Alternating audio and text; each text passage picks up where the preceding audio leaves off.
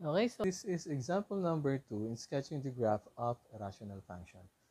It says, sketch the graph of the function f of x equals 3 over x squared minus 4. So to solve this problem, we're going to follow the steps in sketching the graph of the rational function. We have step number 1, we're going to determine the y-intercept.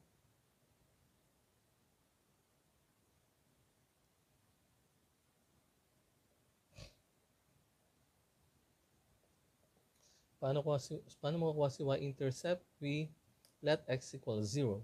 So if we let x equal 0, we're evaluating f of 0.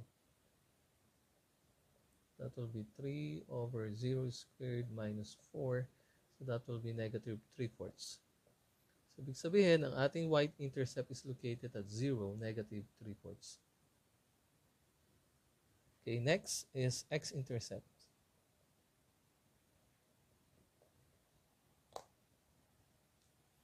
In solving for the x-intercept, we let f of x equal 0. So we have f of x equals 0. So therefore, we have 0 equals 3 over x squared minus 4. Okay?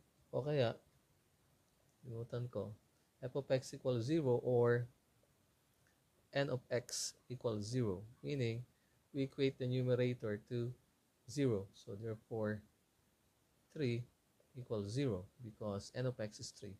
So this is a false statement. So if we have a false statement, what does it mean? It means that what? There is no x-intercept.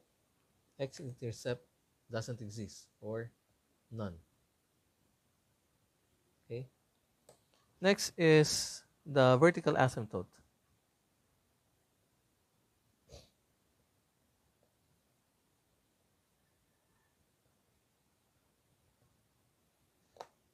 Since the degree, we factor out or we determine d of x equals 0.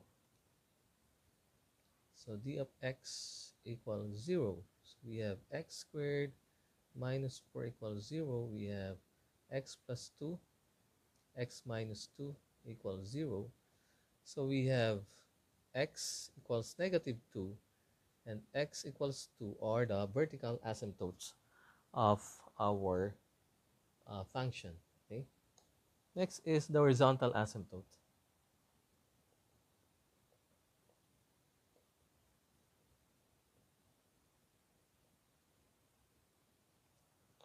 Now, for the horizontal asymptote, paano ba makukuha ang horizontal asymptote? We're going to compare the degree ng x sa numerator sa degree of x sa denominator. Since less than yung degree of x on top, so the degree of x at the bottom of the rational function, therefore, ang ating horizontal asymptote is the y-axis.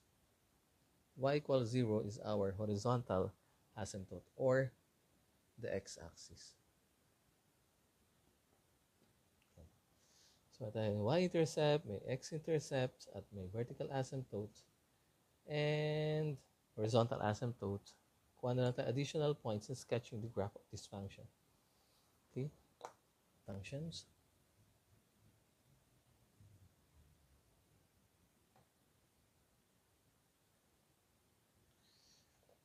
Lagyan na natin yung vertical asymptotes. Okay, so we have 1, 2, 3, 4, 5. 1, 2, 3, 4, 5. 1, 2, 3, 4, 5. 1, 2, 3, 4, 5. Ang ating horizontal asymptote is the horizontal or the x-axis. So y equals 0. Vertical asymptote, positive and negative 2. So we have 1.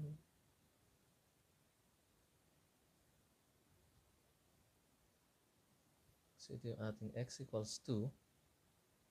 So I1, sorry.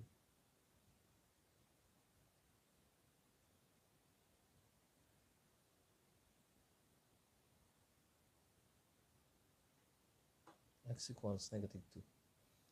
So maglagay tayo dito ng mga values to the left and to the right. Diba?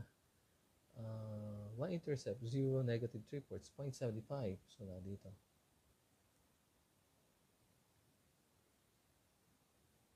yung ating y-intercept. Okay? Lagay tayo dito ng values. Let's say 1, 2, 3, 4. Negative 4. Negative 4. If x is negative 4, our answer is 0.25. At yung isa, if x is, let's say, negative 2.5. So we have 3, 2.5 squared minus 4 is 4/3, so that is 1.33. So negative 4.25, so we have here. Then negative 2.5, so nandito, 1.33. So dito. So pataas siya doon. And to the left of negative 2, let's say negative 1. Negative 1.9. If x is negative 1.9, we have 3, 1.9 squared minus 4 is negative 7.7. So 7, negative 1.9, negative 7.7. So somewhere here.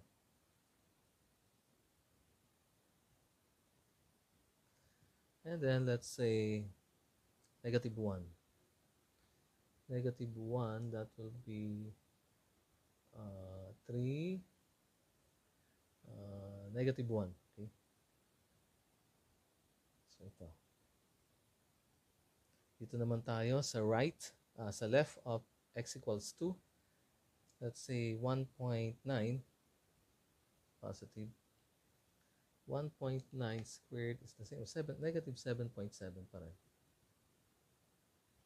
Let's say if x to the right of 2, let's say 2.5 positive. Answer is 1.33 pa rin.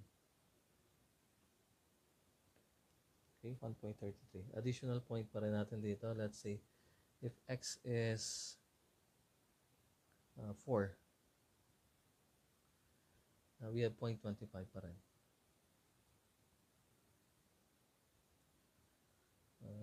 2.5, 1.33, somewhere here. And then 1.9, negative 7.7. And x is 4, 0.25. So, dito. Sabihin, ang graph ng ating, what else? If x is 1, negative 1. So, dito pa rin. Pag nagdagdag pa tayo, if x is 1, y equals negative 1. Okay. So, sabihin, ganito yung ating graph ng function. Pataas na siya dito.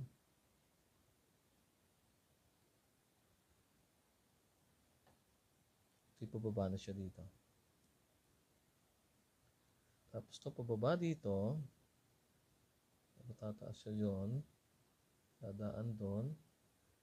Then pababa ulit dito.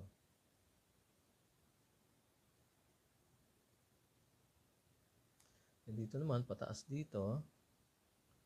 Then pababa dito. So, hindi siya magko-cross dun sa ating horizontal asymptote y equals 0. At hindi rin siya tatama dun sa ating vertical asymptotes na x equals 2. So, this is the graph of this function. Now, when it comes to the domain of this function, ang domain niya, all reals, ano? Except x equals negative 2 and x equals 2. So, x such that x is a real numbers except positive and negative 2. Okay? Pagdating naman sa domain as a range of this function,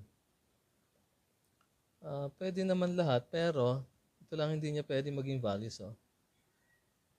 Simula 0 hanggang dito sa intercept. Kasi hindi dumaan doon yung ating graph ng functions. Okay? So ito yung hindi niya pwede maging values.